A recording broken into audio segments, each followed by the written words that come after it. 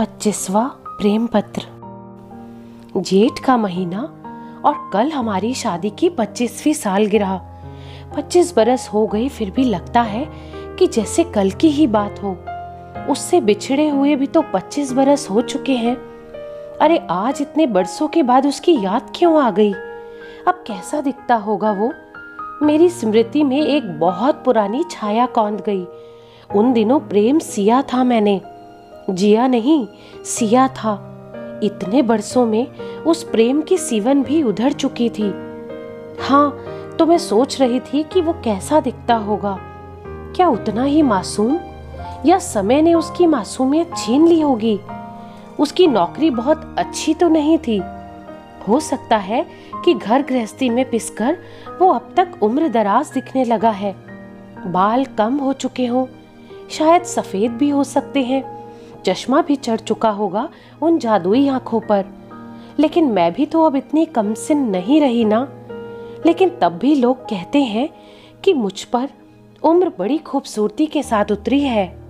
मैं दीक्षा शर्मा बेहिसाब खूबसूरत उन दिनों 19 बरस की हुआ करती थी, और वो अविनाश चौधरी शायद 23 या 24 बरस का, 25 का भी हो सकता था। उफ, ये 25 का आंकड़ा मेरा पीछा क्यों नहीं छोड़ता। हाँ, आज भी मुझे याद आता है वो घने बाल, दुबला शरीर, गहरी आवाज और उतनी ही गहरी आंखें। वो गाने बहुत अच्छे गाता था। गाने के साथ ही माउथ ऑर्गन भी वो बजाया करता था।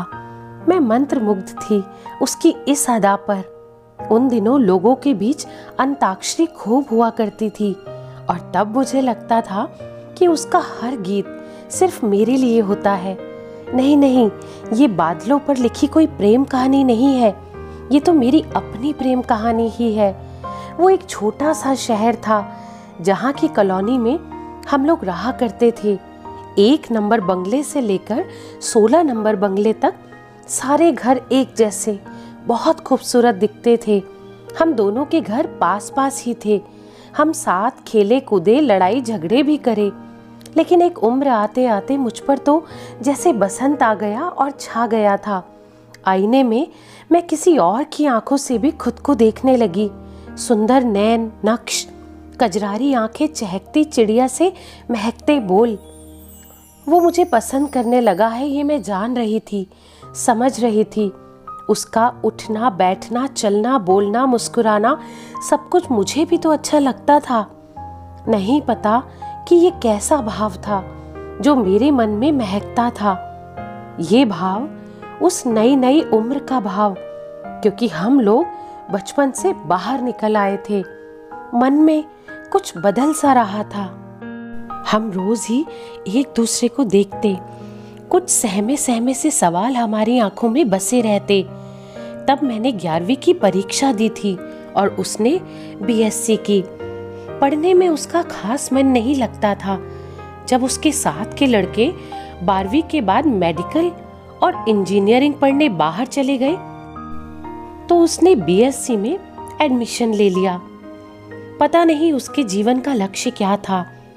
ये शायद भविष्य के बारे में उतनी गंभीरता से नहीं सोचता था। उसका सोचना था कि अगर सीधी सरल जिंदगी रहेगी तो कम तनख्वाह में भी गुजारा हो जाएगा। उस समय उसके साथ के दोस्त पढ़ ही रहे थे जब उसकी नौकरी लगी, मेडिकल रिप्रेजेंटेटिव की नौकरी। उस नौकरी का आत्मविश्वास उसके चेहरे को दमका गया था। इस नौकरी का ही कमाल था कि उन्हीं दिनों आते जाते उसने चुपके से मुझे पत्र थमा दिया था। मैंने भी उस पत्र को सबकी नजरों से बचाकर चुपचाप एक लाल रंग की किताब में रख लिया। पत्र को पढ़ने के लिए मुझे एकांत चाहिए था, क्योंकि मैं नहीं चाहती थी कि किसी की भी नजर उस पर पड़े। मुझे पता था कि ये एक प्रेम पत्र है। पत्र को पढ़ते हुए मैं खो गई थी। सुंदर अक्षरों वाला पत्र, इत्र की महक में डूबा हुआ पत्र। पत्र में कहीं भी कुछ ऐसा वैसा नहीं लिखा था। कोमल सी प्रेम कविता के माध्यम से प्रेम का आग्रह किया गया था। हाँ, एक उत्तर की अपेक्षा का अनुरोध अवश्य था। अगले ही दिन मैंने उस प्रेम पत्र का उत्तर दे दिया। इस तरह थोड़े थोड़े समय के अंतराल पर हमारे बीच प्रेम पत्रों का आदान प्रदान हो रहा था। हम कभी भी एकांत में मिल सकने का साहस नहीं जुटा सके थे। मेरा जी करता था कि किसी बहाने से उसे देख लूं। जिस पल वो दिख जाता, मेरे लिए वो समय जैसे रुक सा जाता था। अक्सर मैं उसके घर सवाल हल करवाने पहुंच जाती थी, या फिर माँ के हाथ की कोई सब्जी देने के बहाने। उसका आते जाते कहीं दिख जाना मुझे रोमांचित कर देता। तब नहीं जानते थे हम कि क्या यही प्यार होता है। मैं एक ऐसी गहराई में डूबती जा रही थी जहां कांटे भी फूल की तरह महकते थे। एक कोमल भावना मुझे बेचैन करती रहती। सोचती थी कि इंटर के बाद माँ को मनाकर अविनाश के साथ अपनी शादी की बात करूंगी। इंटर का नतीजा निकल आया था और मैं सेकंड डिवीजन से पास हो गई थी। गर्मी की छुट्टियां चल रही थी। लंबे लंबे दिन रोमांटिक किताबों के सहारे कट रहे थे। रोज सोचती थी कि माँ से अपनी शादी की बात करूंगी, लेकिन फिर गला सूखने लगता था। बीए में एडमिशन लिया ही था कि इसी बीच मुझे लड़के वाले देखने आए। लड़का बड़ा सरकारी अफसर था। माँ और पापा का विचार था कि मैं सुखी रहूंगी। उस पक्ष की तरफ से हाँ हो चुकी थी, लेकिन अभी शगुन नहीं हुआ था। एक रोज पापा कहीं बाहर गए हुए थे तो मैं माँ की गोद में मुंह छुपाकर भर भर कर रो पड़ी। माँ, मुझे अविनाश से शादी करनी है। मुझे दुलारती हुई माँ एकदम से सन्न रह गई। अरे ऐसा कैसे? एमआर से कैसे शादी कर दे तेरी, जब सरकारी अफसर लड़का तेरे लिए हाँ कर चुका है? फिर जात बिरादरी भी तो अलग ही है ना। लोग क्या कहेंगे? तेरे पापा सुन लेंगे तो मार ही डालेंगे तुझे। माँ रोती जा रही थी और मुझे समझा रही थी। माँ के मन में पापा के लिए बहुत ज्यादा मान था। वो नहीं चाहती थी कि मेरी तरफ से कोई भी ऐसी वैसी बात हो जिससे कि बदनामी हो। वो मेरे सिर पर हाथ फेर रही थी, लेकिन तभी वो अचानक से उठी और मेरे कमरे में जाकर बड़ी ही तेजी से कुछ खोजने लगी, टटोलने लगी। अलमारी के अंदर, कपड़ों के बीच में, मेरी टेबल पर, पलंग के गद्दे के नीचे। आखिरकार वो सफल हुई। मैंने देखा कि उनके हाथ में अविनाश के लिखे प्रेम पत्रों का लिफाफा था। ममतामयी माँ ने एकाएक चंडी का रूप धारण कर लिया। मेरे सामने ही सारे के सारे प्रेम पत्रों को उन्होंने फूंक दिया। पूरे 24 प्रेम पत्र थे जिन्हें मैंने संभाल कर रखा हुआ था। हार कर मैंने भी परिस्थिति से समझौता कर लिया।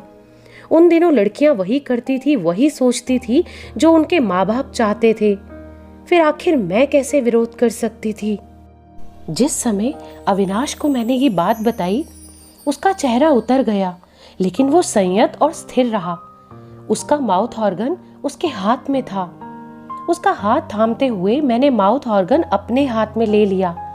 शायद ये हमारे अधूरे असफल प्रेम का अंतिम तोहफा था।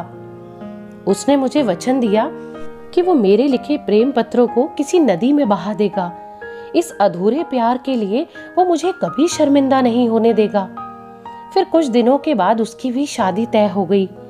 मेरी क्लास में एक पायल नाम की लड़की थी। उसके साथ एक खंजर सा चुभ गया था मेरे दिल में कि इतनी भी क्या जल्दी पड़ी थी उसे शादी करने की।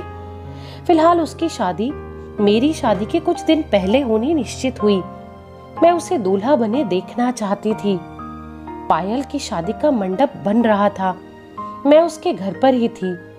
तिलक, हल्दी, मेहंदी, हर रस्म में मैं महसूस करती रही कि वो पायल नहीं, मैं ही तो हूँ। लेकिन ये सच तो नहीं था। पायल की शादी के दिन मैंने भी खूब श्रृंगार किया। सभी घराती बारातियों की प्रतीक्षा में थे। बारात आने में देर हो गई। रात काफी हो चुकी थी, इसीलिए मैं बिना बारात देखे ही घर वापस लौट आई। वक्त है जो कभी भी ठहरता नहीं। मेरी भी शादी हुई। एक के बाद एक साल बीतने लगे। घर गृहस्थी की दुश्वारियों के बीच पिछला सब कुछ भूलता चला गया। आज मेरी शादी की 25वीं सालगिरह है। इस मौके पर पहनने के लिए खास सिल्वर कलर की साड़ी, चूड़ियां, क्लिप, यहाँ तक कि सैंडल भी सिल्वर थे, कानों में चांदी की बालियां और गले में, अरे हाँ, याद आया, माँ का दिया हुआ चांदी का सेट भी तो है, जिसे मैंने शादी के बाद बस एक ही बार पहना है, और वो घर की अलमारी के लॉकर में ही तो रखा है तब से। सोचा उसे भी निकाल कर पहन कर देखूं, अच्छा लगेगा तो कल की पार्टी में पहन लूंगी। लॉकर में काफी पीछे तक टटोलती रही। अचानक कुछ हाथ से टकराया, देखा तो वो माउथ ऑर्गन था और उसमें चिपका एक कागज। खोलकर देखा, वो अविनाश का लिखा हुआ 25वां और अंतिम प्रेम पत्र था। माँ की पैनी दृष्टि से वो बच गया था, क्योंकि उस समय वो मेरी किसी कॉपी में शायद दबा रह गया था। 25वें प्रेम पत्र को आज ही के दिन मिलना था क्या? कैसा अजब संयोग है, मेरे लॉकर में आज तक उसी साल और महीने का अखबार भी बिछा हुआ है जिस साल मेरी शादी हुई थी। ये भी तो हैरान कर देने वाली बात है ना। मैं जिंदगी में आगे बढ़ती रही, लेकिन ये दोनों निशानियां रखकर भूल गई, और ये दोनों निशानियां मेरे लॉकर के पिछले कोने में सांस लेती रही। प्रेम के उस पुर्जे को मैं बहुत देर तक निहारती रही, खोलती रही, कुछ सोचती रही, खुद में डूबती रही, उतरती रही, मगर वो न जाने क्या था जिसे मैं कभी पा ना सकी। जी में आ रहा था कि एक बार उसे ढूंढ कर मिल लूं क्या। सोशल मीडिया के इस युग में उसे ढूंढ लेना कोई मुश्किल काम तो नहीं होगा, और एक बार मिल लेने में हर्ज ही क्या है। अपने पहले प्यार को दोबारा से जी लेने में कोई बुराई तो नहीं है। पता नहीं क्यों उसकी याद उस पल बड़ी शिद्दत के साथ आई, दिल डूबने को आया। लेकिन फिर ऐसा लगा कि उस प्रेम पत्र में लिखे हुए सारे शब्द धुंधले होते जा रहे हैं। वो पीला पड़ा कागज धीरे धीरे घुलने सा लगा। उसकी प्यारी सी खुशबू जाने कब की उड़ चुकी थी। अतीत की उलझी हुई स्मृतियां मेरे चेहरे पर फैली हुई थी। मैं उस टूटे फूटे कागज के टुकड़े टुकड़े होने से नहीं रोक सकी। माउथ ऑर्गन से मैं हाथों से धूल झाड़ रही थी। कुछ यादें, कुछ बातें मन को विचलित कर रही थी। इतने बरसों के बाद किसी भूले हुए, छूटे हुए, खोए हुए को इस तरह से याद करना आपके अपनों के प्रति विश्वासघात ही तो है। मेरे मन का छलावा, इस भ्रम जाल से मुझे बाहर निकलना ही होगा। तभी एक आहट हुई। मैंने मुड़कर देखा तो कमरे के दरवाजे पर स्वप्निल खड़े थे, पिछले 25 सालों से मेरे सुख दुख के साथी।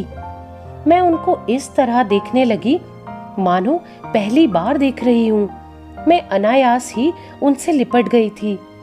मेरे हाथ का माउथ ऑर्गन जमीन पर गिर गया। क्या हुआ? तुम इतनी घबराई हुई क्यों हो? स्वप्निल ने पूछ लिया। मुझसे कुछ बोला ही नहीं गया, बस मैं अपने मन ही मन में शर्मिंदा थी। स्वप्निल के होठों का स्पर्श मैंने अपने माथे पर महसूस किया। कुछ पल के बाद जब हम अलग हुए तब मेरी आंखों में आंसू थे। न जाने क्यों आज मैं इतनी भावुक हो गई थी। उसके कुछ ही पलों के बाद हम दोनों चुपचाप थे। तभी घर आए मेहमानों में से किसी का छोटा बच्चा दौड़ता हुआ कमरे में आया और जमीन पर पड़े उस माउथ ऑर्गन को उठाकर भाग गया। अपने पहले प्यार की निशानी को ले जाते हुए मैं उसे रोक नहीं पाई, क्योंकि उस माउथ ऑर्गन से ज्यादा प्यारे मुझे अपनी शादीशुदा जिंदगी के इन 25 सालों में जो स्वप्निल ने प्यार, सम्मान और खुशियां दी थी, वो मुझे ज्यादा प्यारी लगी। दिल से आवाज आ रही थी कि नहीं, मैं स्वप्निल को धोखा नहीं दे सकती। उसके 25 सालों के इस गहरे प्यार को मैं विश्वासघात की बलि नहीं चढ़ा सकती। मैंने उस जाते हुए बच्चे को नहीं रोका और मन ही मन सोचा कि शायद ऊपर वाला भी यही चाहता है कि मैं स्वप्निल के इस मान को बनाए रखूं। तो दोस्तों, इस कहानी के बारे में आपकी क्या राय है?